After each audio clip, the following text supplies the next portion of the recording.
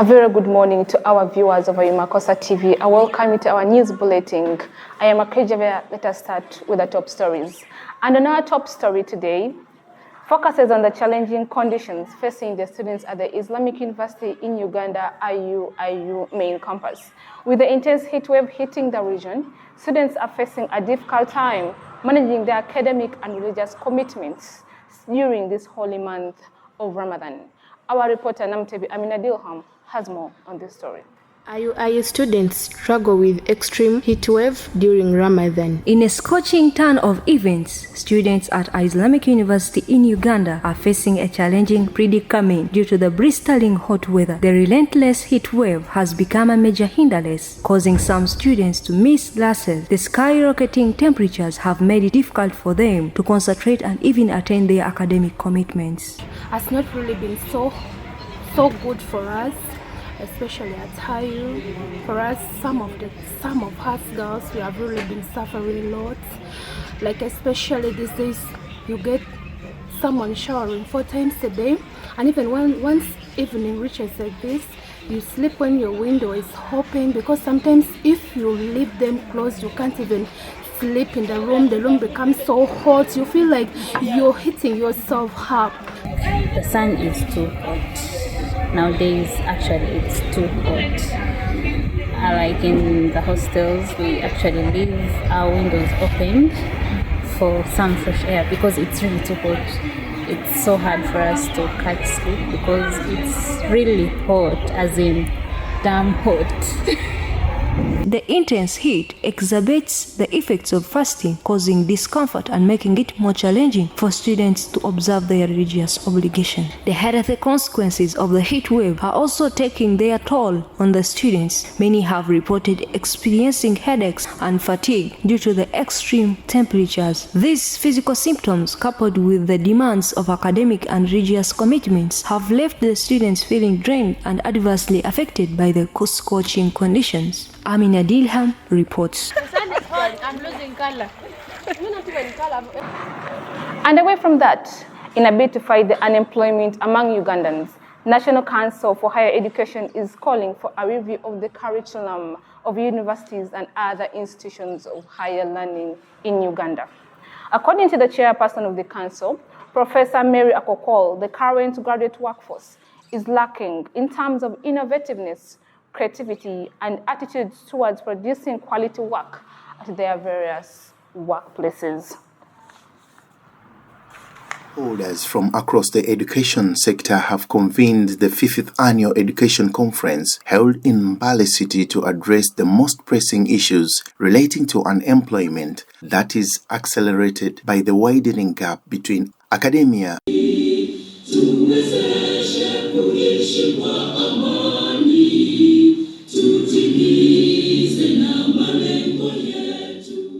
Speaking during the 5th Annual Education Conference held in Mbale City, the National Council for Higher Education chairperson Mary J.N. Okwakol highlighted a need for universities to regularly review the curriculum in addition to integrating internship, among other things, if they are to produce a workforce that suits the job market. As National Council for Higher Education, we want to appreciate the efforts by the Ministry of Education and Sports in ensuring that learners are equipped with the required skills. Professor Paul Wako, the Vice Chancellor Busitema University, asserted of their graduate, but underscored the need for a policy to compel employers to appreciate internship programs. So there is basically going to be a big transition in universities to ensure that students learn in the real work environment for us to be able to address this challenge. With the new curriculum of the lower secondary that is interactive and emphasizes discovery, Benedict Nambi Karuhanga, Deputy Director in charge of Curriculum Review in Instructional Material Development at the National Curriculum Development Center, stressed the need for universities to align their curriculum to that of the lower secondary for equitable produce of result-oriented workforce. And our aim is to produce citizens with employable skills which are competitive in the job market. Yes, we agree that maybe the job market may be saturated, but we believe that there is a need for us to have a starting point. Dr. Monica Msenero, Minister of Science, Innovation and Technology, who presided over the conference as the keynote speaker, explained that universities have to adopt innovation among the learners if they are to produce quality work to satisfy the job industry in the country. You can increase the economy a bit by increasing production of raw materials, but that reaches a point and it reaches a maximum. And you are working in only 10% of your economic potential. And that can equally only employ those people. The conference is organized under the theme, Fostering Graduate Employability and Innovations, seeks to dig for solutions on the gaps hindering the performance of graduates at workplaces. Chivumbi Michael, reporting for Imakosa TV. Meanwhile, the government of Uganda, through the Ministry of Energy and Mineral Development, has pledged to extend more support to the Chint meter factory so as to improve the production and capture a wider market of profit maximization. Speaking to during her courtesy visit to the Sino Industrial Park, Mbale-based electric meter factory, the Minister for Energy and Mineral Development, Dr. Ruth Nankabira, noted that Uganda is still a virgin place for electric meters and urged the innovators to prioritize air quality if they need to have more profits. Our reporter, Michael Chivumbi, was at the industrial park and gathered more on the story. Minister for Energy and Mineral Development, Dr. Ruth Nankabira, assured the Chinese investors at Chint meter factory of the availability of local and regional market of their products. During her visit to ascertain the progress of Chint electric meter factory in Sino Industrial Park, Uganda, Mbale, invest in Uganda, you are assured of a market in the neighboring countries. North, east, west, south, you can really serve. Dr. Ruth Nankabira further urged the investors to increase own production, given the recently World Bank launched Energy Access Scale-Up Program. The demand for electric meter is set to be high. Factories that are manufacturing a product and we satisfy ourselves that the quality is good and the quantity is there, then we stop importation. We are looking for quality and we want quantity.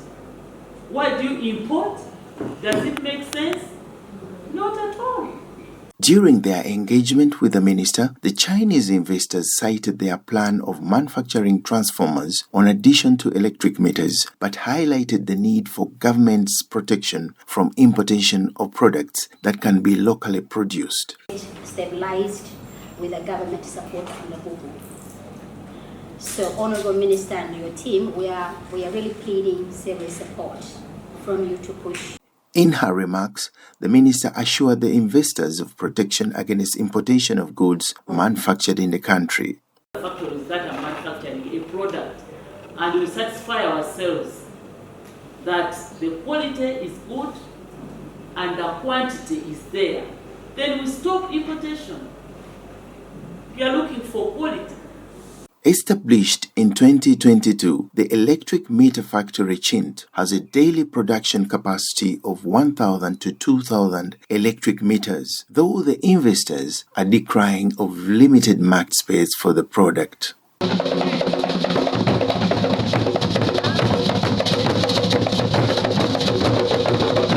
Today's highlights the National Council for Higher Education recent groundbreaking exhibition at Uganda Christian University, IUIU in Mbale branch, themed fostering graduate employability and innovations, brought together participants from various universities and different education institutions around Uganda.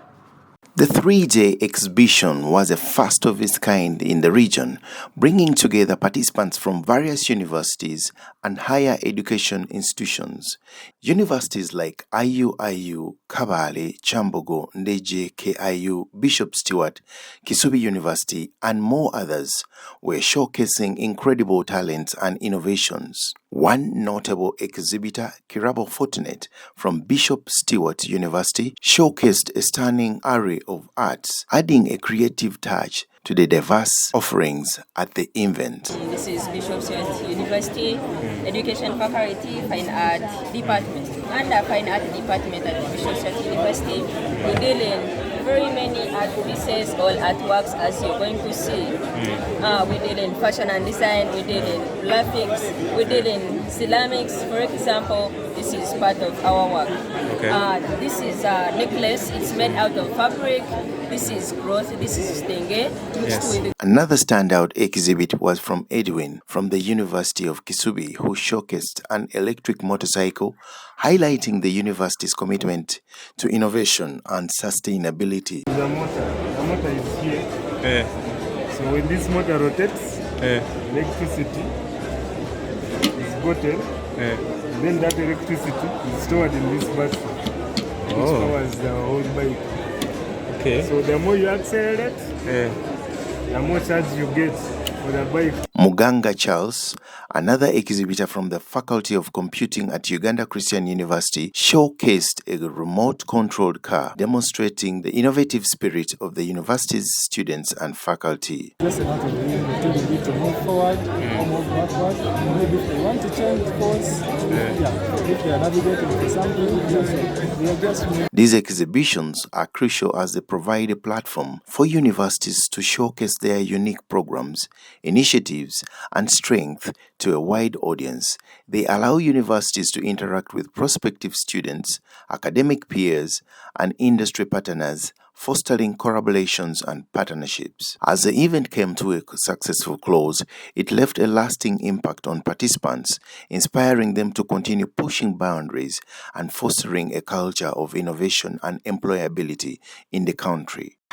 As the General Guild elections 2024-2025 unfolded at the Islamic University in Uganda main campus, Mbale, the main contenders in this race, Sebunya Shafi and Suraka Isabiri, vying the position of Guild President, and Nabiri Aisha and Nabhwana Hafswa as Vice Ladies to the presidential position. Our reporters Atimango Hatima Desire and Babetenda Alisat have more onto this story.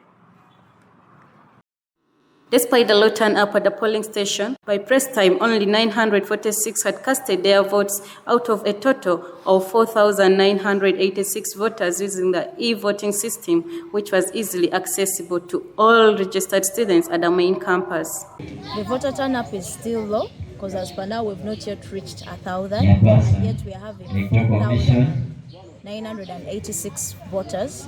So far we only have 946 people that have turned up to vote. Last year we had the turnout. It was very high, and it is the same thing we would expect this time around also, but just because of those